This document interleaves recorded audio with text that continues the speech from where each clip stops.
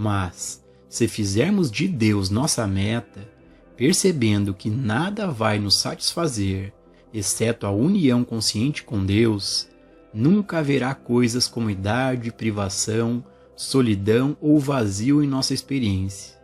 Na presença de Deus está a realização da vida, e não há outra maneira de alcançar a verdadeira realização. Na presença de Deus há alegria, liberdade de toda forma de escassez. A continuidade da vida não depende de processos.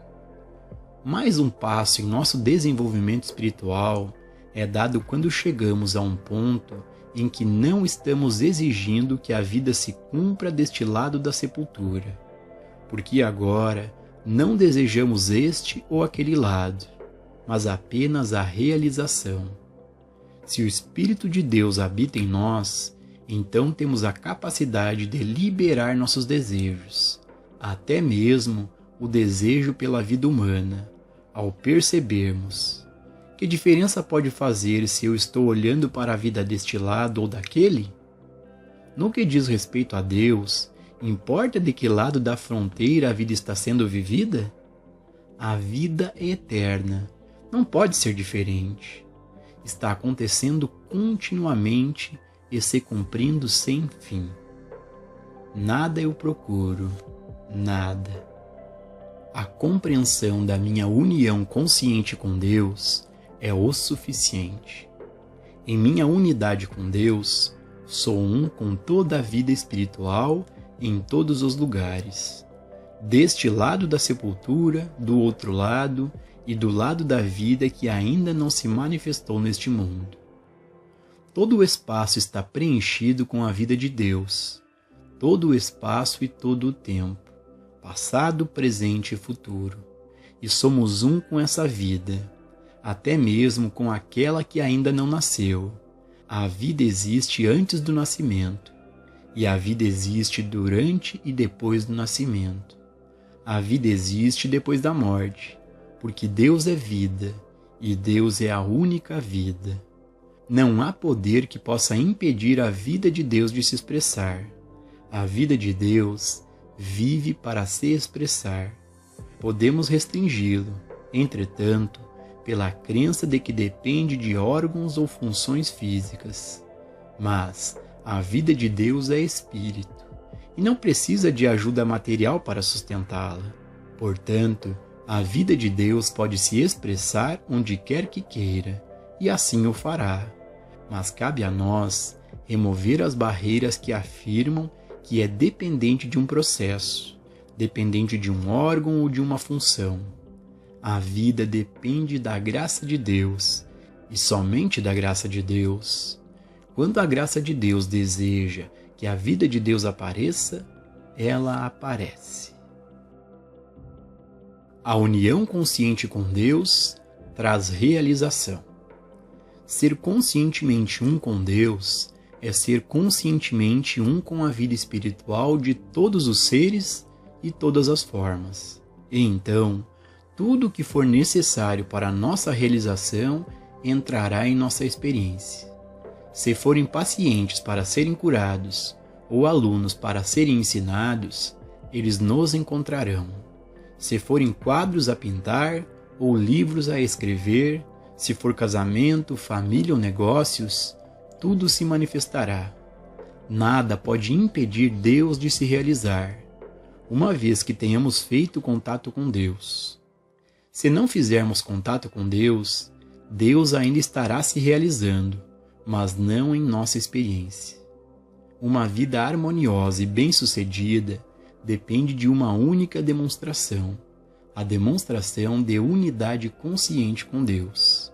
Se uma pessoa vem até nós com um problema, e se podemos nos tornar conscientemente um com Deus, essa unidade com Deus aparece em sua vida como a experiência de que ela precisa, mesmo que possamos não saber qual é essa necessidade, e ela mesma não pode saber o que é.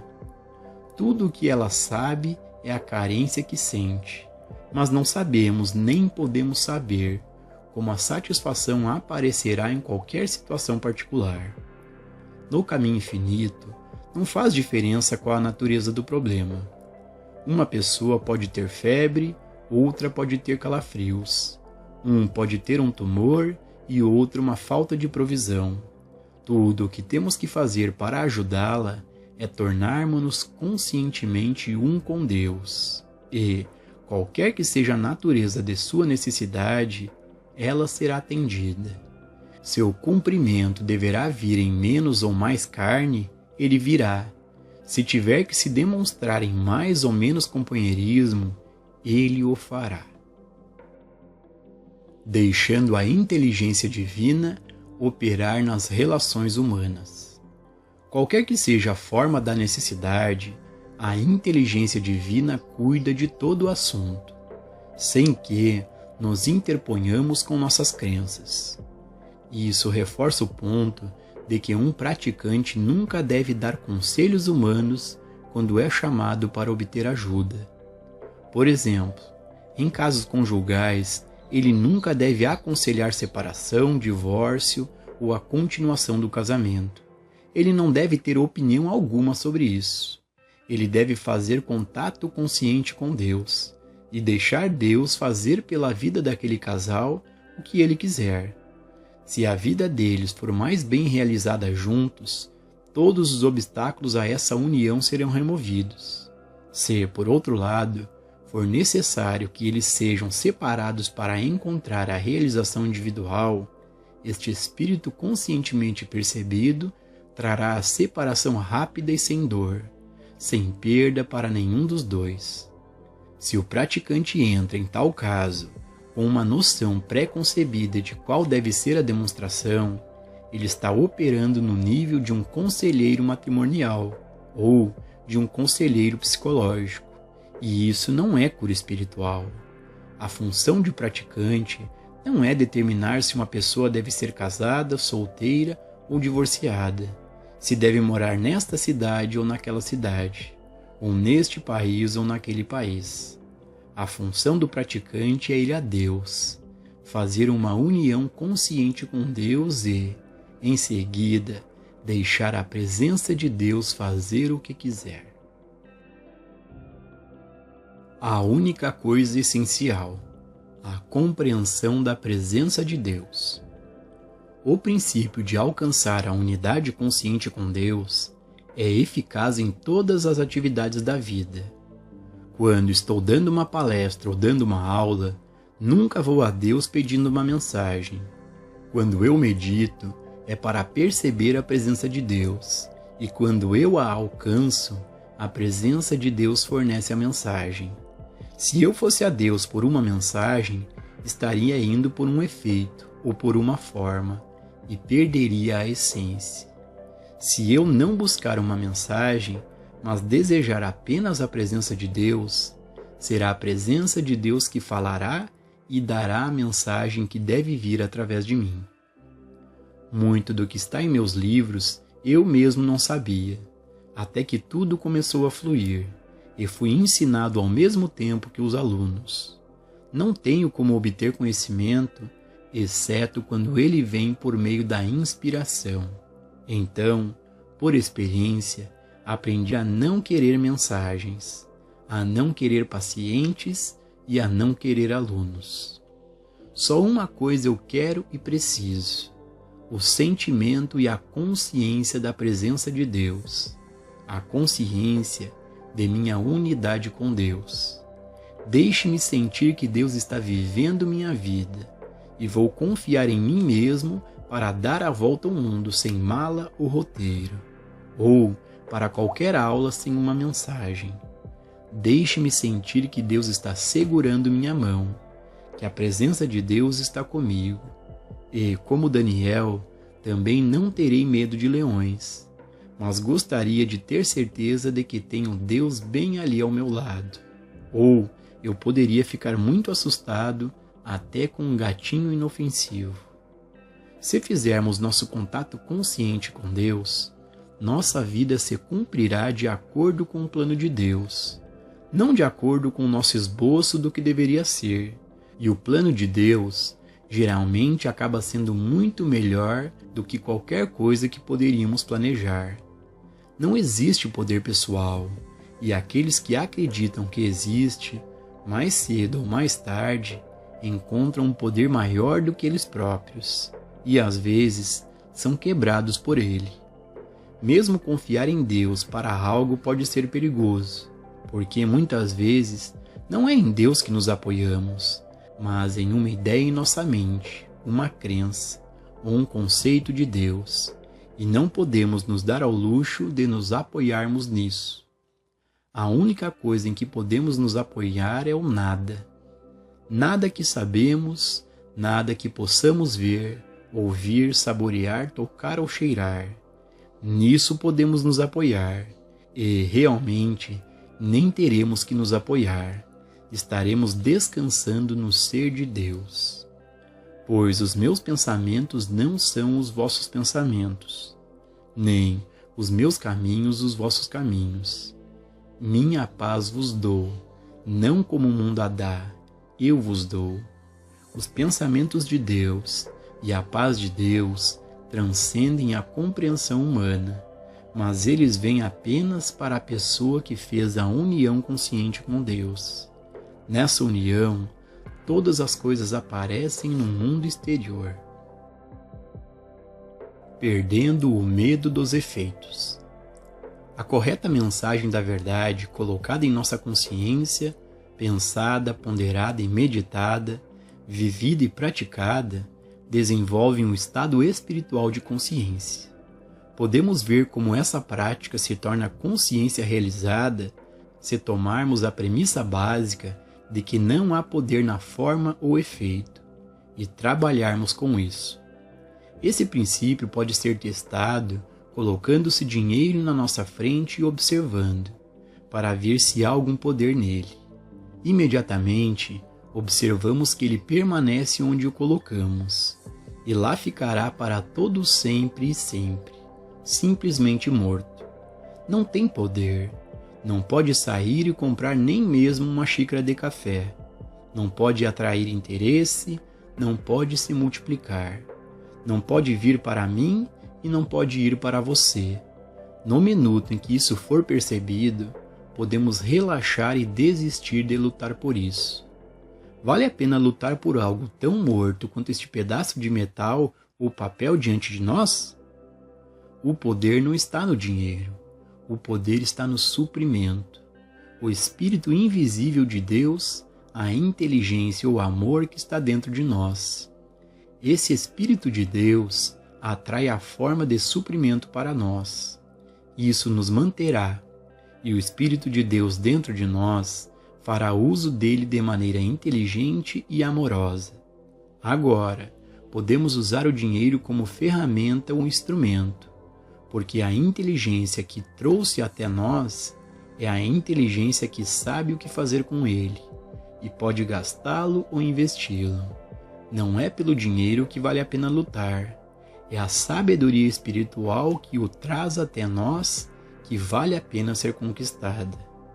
O dinheiro é um instrumento ou forma de oferta, é a expressão externa da oferta, mas não é o suprimento.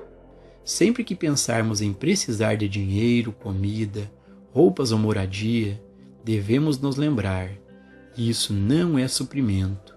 Essa é a forma de suprimento, mas o suprimento em si é infinito e onipresente, porque Deus é suprimento. Deus é infinito. Deus é onipresente. E onde quer que eu esteja, Deus está. Portanto, tenho provisão infinita. Repetir ou ler isso não fará com que aconteça. Só se tornará consciência realizada se refletirmos sobre isso, pensarmos sobre isso, se a cada dia continuarmos a nos lembrar que temos suprimento, e se, a cada dia, a ideia de que dinheiro é poder se tornar cada vez mais morta para nós. Não precisamos nem orar por suprimento. Todo o reino de Deus está estabelecido em nós, e mesmo Deus não pode retê-lo ou tirá-lo de nós, porque o infinito é a medida de nosso suprimento. Gradualmente, nossa consciência muda de uma forma que confia no dinheiro para uma que tem uma compreensão da onipresença do suprimento. E assim, desenvolvemos a consciência espiritual do suprimento. Pode levar uma semana, um mês ou um ano, antes que isso seja completamente alcançado. Não demorará muito, entretanto, para começar. Em pouco tempo, descobriremos que estamos perdendo nosso medo da escassez. Nosso medo e nosso amor pelo dinheiro estão diminuindo, porque agora começamos a ver que, por si só, o dinheiro está morto. É apenas uma forma para ser usada. Isso muda a nossa consciência. Perdendo o sentido material do corpo. Na área da saúde também, a harmonia depende de nossa demonstração de Deus. Existem pessoas que sofrem de doenças, e por trás desse sofrimento está a crença de que a harmonia depende de algum órgão ou alguma função do corpo. Toda a vida humana é construída sobre essa premissa. Se alguma coisa acontecer ao coração, morreremos. Se alguma coisa acontecer com a digestão ou eliminação, ficaremos doentes. Temos que reverter isso. A vida é Deus. Portanto, a vida não depende do coração, do fígado ou dos pulmões. Coração, fígado e pulmões dependem da vida. É a vida que bate o coração. É a vida que ativa o fígado, a digestão, a eliminação e os músculos. Não é o corpo que move a vida, é a vida que move o corpo, e nós somos a vida. Contanto que possamos dizer, eu sou. Nós existimos, temos vida, e essa vida governa o corpo. Ao sustentarmos isso, perdemos a consciência materialista do corpo como governante da vida, e alcançamos a consciência espiritual da vida governando o corpo. O homem não viverá só de pão. O homem não viverá pela forma ou efeito, seja pão de padeiro ou carne de açougueiro, ou a forma que chamamos de coração, fígado ou pulmões. O homem não viverá por efeito, mas de toda palavra que sai da boca de Deus. Quando percebermos que a palavra de Deus é a nossa vida, a vida de nosso ser e do nosso corpo, toda a nossa consciência começa a mudar e deixamos de temer os órgãos e funções do corpo. Por meio dessa prática, uma nova consciência está sendo desenvolvida. Liberando o desejo. As barreiras para o progresso espiritual são nossas esperanças, ambições e desejos, mesmo quando eles são bons. Alguns de nós não podem dispensar a busca pela saúde, e outros não podem dispensar a busca por aluguel, comida, roupas ou companhia. Sempre uma dessas carências ou desejos é o que sentimos que deve ser resolvido primeiro. Acreditamos que se pudéssemos nos livrar dessa nossa dor, poderíamos buscar a Deus. Ou, se pudéssemos demonstrar mais suprimento, poderíamos pensar em Deus. Não, funciona ao contrário. Se pensarmos em Deus primeiro, teremos todas essas outras coisas. O homem cujo fôlego está nas narinas deve sempre desejar coisas, condições ou pessoas, e, portanto, nunca é livre para buscar o reino de Deus e sua justiça. Podemos desejar que nos seja dado um pensamento para fazer o trabalho de cura, mas isso é um efeito. Podemos querer receber uma verdade sobre o suprimento ou uma companhia, mas isso também é um efeito. Até mesmo desejar bons pensamentos é desejar efeitos. Não desejamos bons pensamentos, desejamos apenas uma coisa: paz, paz, paz. O desejo é sempre a barreira para o nosso progresso e, certamente, uma barreira para a realização da meditação. Quando chegamos a um ponto onde não há nada a ganhar com a meditação, onde não entramos em meditação com nenhum propósito, mas apenas voltando-nos para dentro para ficarmos quietos, a meditação é fácil de alcançar. Somente quando colocamos em nossa meditação o nosso desejo por algo, e esse desejo é um desejo por um efeito, é que a quietude interior e a paz da meditação nos escapam. Trabalhar com os princípios que constituem a mensagem da verdade desenvolve o espírito ou a consciência da verdade. Por fim, estamos vivendo na consciência de Cristo, onde é muito fácil meditar, porque não temos ódio, medo, nem amor por nada do reino externo. Até mesmo nosso amor pelos amigos e pela família assume uma natureza espiritual, o que faz com que eles mudem em relação a nós, para que não se apeguem a nós como antes, ou dependam